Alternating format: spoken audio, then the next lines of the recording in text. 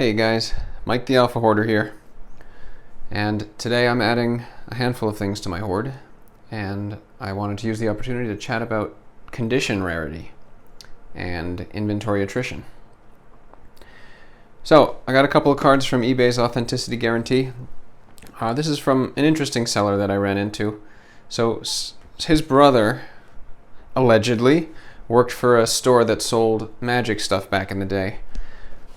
But he didn't really play himself. And at some point in the course of working there, he got a hold of 2 alpha starters, opened them, didn't care about the cards, didn't mean anything to him, and then they sat on a shelf until just very recently. And the guy, I guess, went to some local game stores, but stores were looking to offer 50 to 60% for their buy list, which is typical. And so then I was able to secure a couple of these. So, oh, look at this. They changed the packaging. Oh no, they didn't change the packaging. So, this item was miscategorized during the listing process and is not eligible for our Authenticity Guarantee service. Thanks for your understanding and for choosing eBay to learn more about our Authenticity Guarantee, blah, blah, blah. So, this is a lot of 2 cards, and somehow they got routed to the authentication hub, and they didn't do anything with them. So anyway, in theory, these cards are pack fresh, and I'd love to find out if that's the case. So, rarity, condition, and attrition. So the question is, how many of these old cards are left? This game came out in the early to mid 90s. It's been a long time. And, well, the quick answer is nobody knows. It's hard to say. So if that's all you wanted, there you go. But I've given it a bit more thought, and I think I have some estimates that might be more on track. A few things to note. Nobody played with sleeves back in the day, right? Nothing was really collectible originally. You know, this was just a game no one had heard of with some cards that weren't sports cards. And it wasn't popular when it came out. So, you know, the incentive to sort of store and hold on to these wasn't enormous. And so, you know, cards were played raw. They weren't necessarily kept. They weren't necessarily valued. Between 1995, I think, and 2005, roughly that decade, alpha cards weren't even playable. The corners made them marked, so there were a few tournaments where you just couldn't use them at all. So during that decade, beta was more valuable.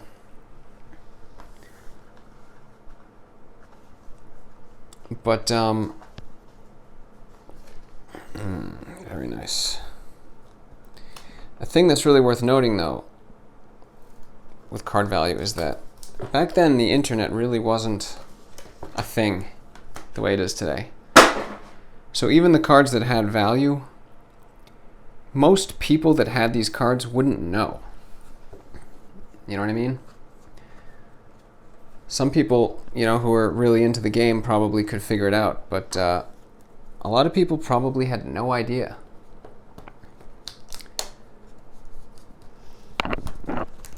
Now, certain cards, like the Black Lotus, for instance, I think probably have a lower attrition rate.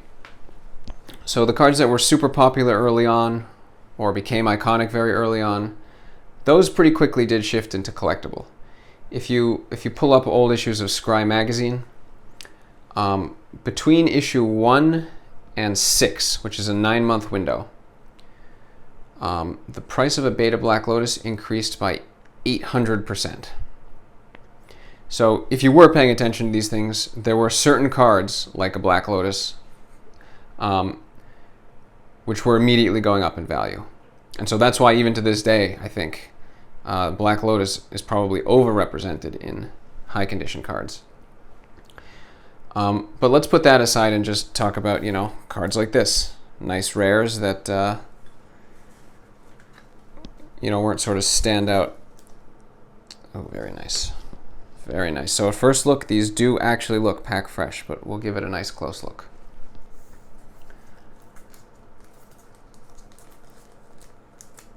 So anyway, nobody knows. Nobody knows what's left.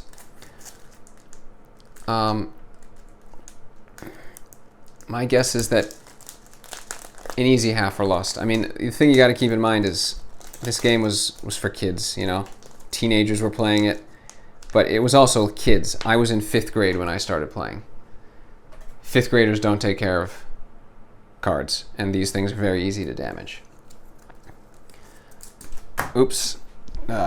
So much for pack fresh. Sorry. So, it was kids playing with these things, and information just wasn't really available for what they were worth. And so that's not a great combination for retaining product over time. And then, as kids grew up, a lot of this stuff went into storage. I suspect there's a lot lost to storage. Attics are not great for storing cardboard. Basements are not necessarily great for storing cardboard. Plenty of ways that a collection that even was in decent condition could be destroyed over time. And then play damage, Like I said, no sleeves. And just the idea, just the concept that there might be a game whose game pieces shouldn't really be played with was nonsense, I mean, would you ever buy a checkers board at the store and then, put the pieces in little Ziploc bags before you used them? That didn't make any sense. And so the cards were played with, They were played with. Wow, this really does look pack fresh. Killer centering. Wow, this card was not played with. What a hit. The surface is immaculate. Oh my god. That's amazing. Wow. What a thing. Let's see. We got the tiniest of flaking on this edge.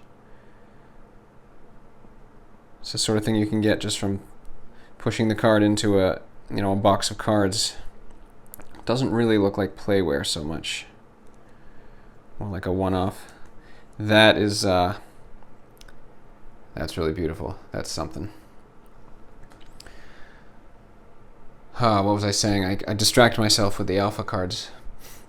Right, so I mean, people played with them, and it doesn't take much to damage them. So, my opinion, easily 50% were just lost due to damage, getting thrown out, bad storage. I was a bit of a hoarder even back as a 5th grader, so I kept some of my cards. I didn't have alphas back then, but I mean, a lot of my friends, I saw their collections go in the garbage, go in a box somewhere, and then mom and dad moved and the box went in the garbage, It definitely happened. So some numbers I came up with, you've got about 1,008 of each alpha rare. And I think in net probably just under half are completely lost. So I'm figuring between a quarter and a third just end up in the garbage. People fell out of the game, Not everyone who plays kept on playing for decades or years even. They played, they grew up, the cards were gone. Yeah, just garbage, I mean. Separately, I'd put another maybe fifth to poor storage, which comes out to about half. So if you're talking about alpha rares, I'm figuring 493 copies are with us today. And I think that number is lower for the sort of bulk, commons, uncommons, whatever. Even back then, A little bit of surface sliding there. This one is not pack fresh, but it is still beautiful. I got one nick up here and a scratch back here. It's shallow. It is shallow, but visible. That's too bad. You know, even if you didn't expect the cards to have tons of value, if there was a card you loved, you were more likely to take good care of it, which is probably going to be some of the rares and, you know, the iconic ones. But just to simplify, I am going to call it 50%. But I think the math keeps going from there. You don't just stop at that. Now you got to talk about condition. So, okay, we got 493 rares. How many are in decent condition?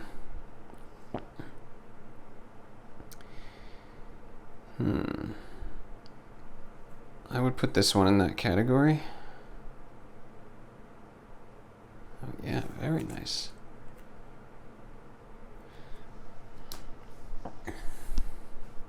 There's probably a little more to this story from looking at these cards. It does seem like they're reasonably pack fresh, but I suspect they've been moved around a few times over the years, so they got a little bit of damage there. I want to put a graphic up on the screen here, so let me just finish looking at this card, and then I'll do that. Wow, that's a nice one. That's a good one.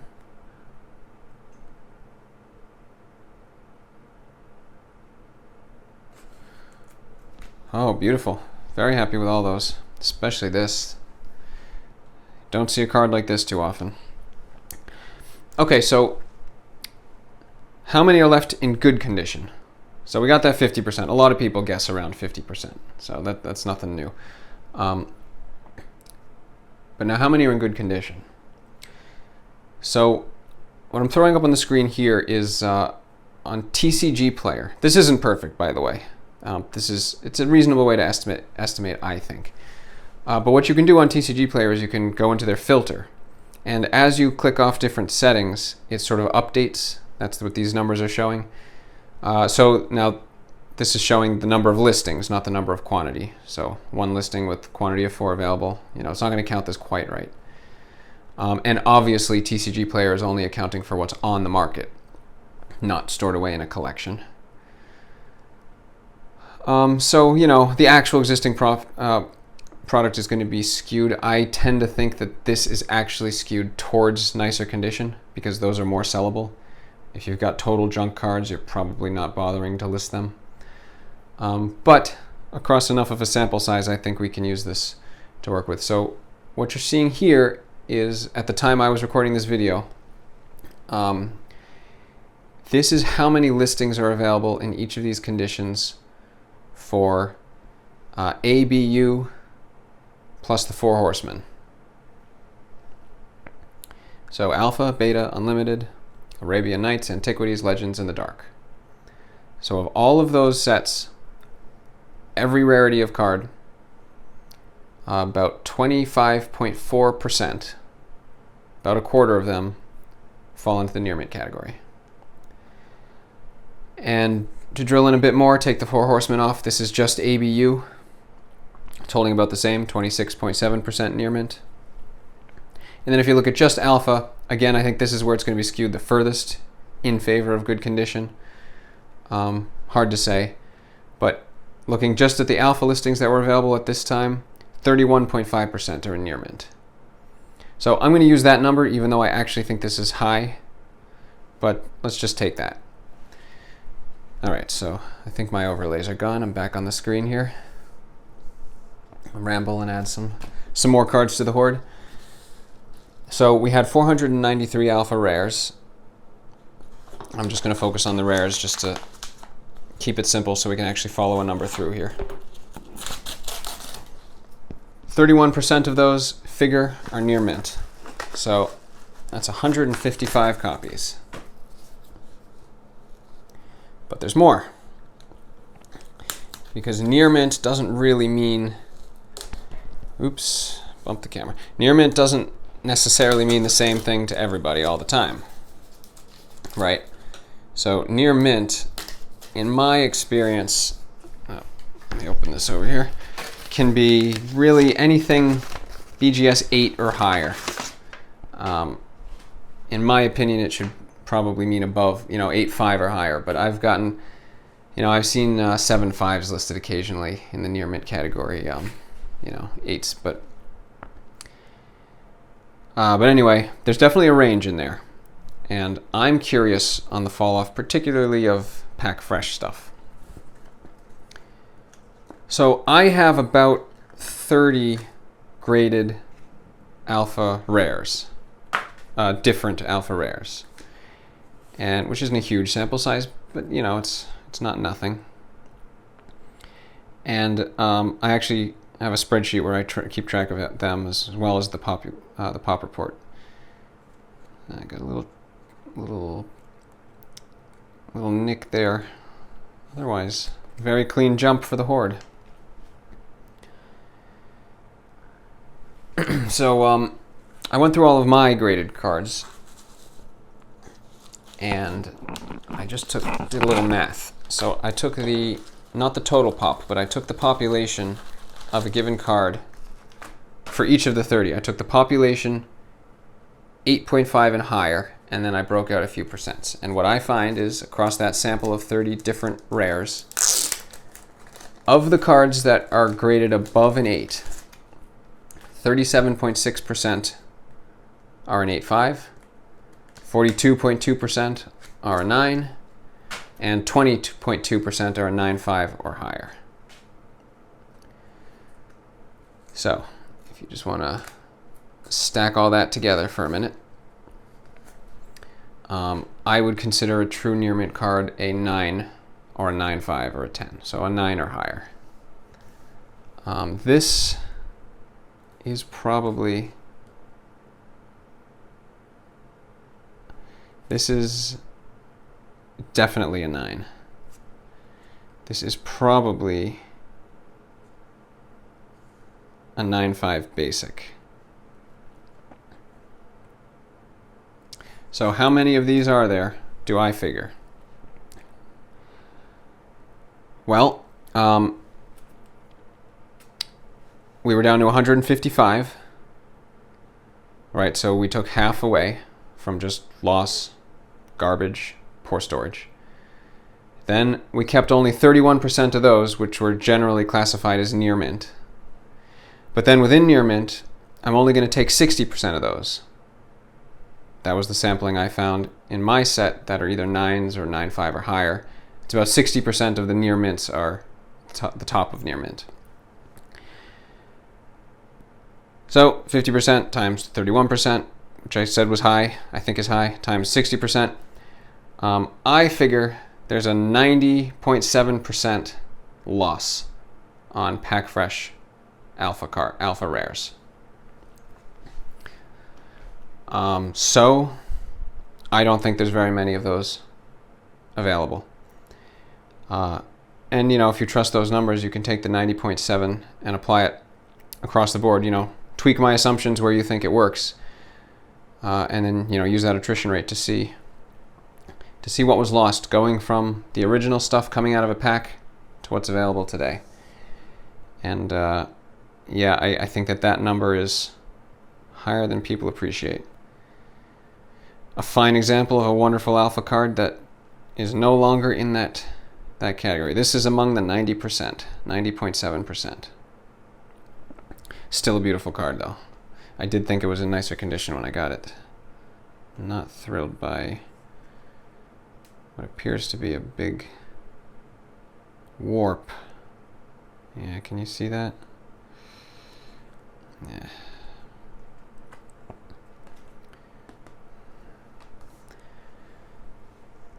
Alright, so I think I probably rambled about everything there is to say. True near mint is incredibly rare and incredibly valuable. And this is why certain cards just go for exponentially higher. This card is going to be worth way, way more than another Bad Moon that is a hair off center, or that has a single nick, to go at it from the other way. If I wanted this same card, this is a beautiful alpha card. Beautiful. If I wanted the same card without that, that is a huge price increase.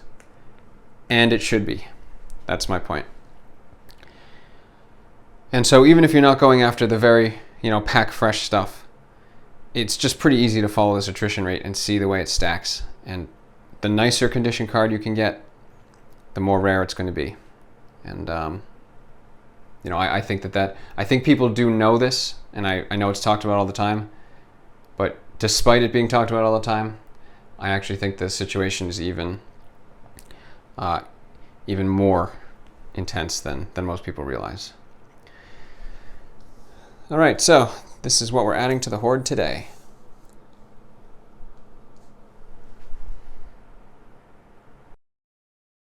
If you enjoyed my video today, you can show it by dressing up as Vash the Stampede and going to your local shooting range. But I bet no one will get the reference. See you next time.